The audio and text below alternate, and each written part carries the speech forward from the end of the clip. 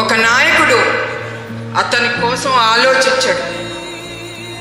ఒక నాయకుడు ప్రజలకి సైనికుడు. అతను ఎప్పుడు ప్రజల కోసం, రాష్ట్రం కోసం, వాళ్ళ సుఖ సంతోషాల కోసమే ఆలోచిస్తాడు.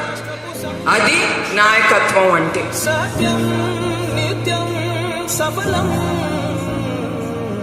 జనగణ మంగళ నాయకుడా, ఘనమగు చరితల నాయకుడా, పలుతరములు మము పరిపాలించర స్వామికుడా. ప్రజల కోసం ఆయన ఏమన్నా చేస్తారు. మన రాష్ట్రం ముందుకెళ్లాలంటే ఒక మంచి నాయకుడు అవసరం. చూపర సాధకుడా, వైతాళికుడా.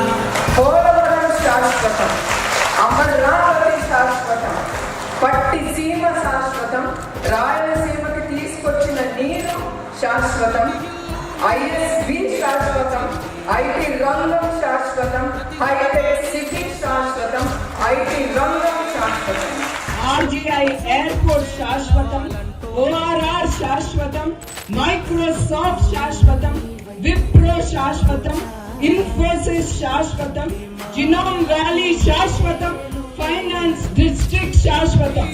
ప్రతి మనసు నువ్వే గెలవాలంటోంది.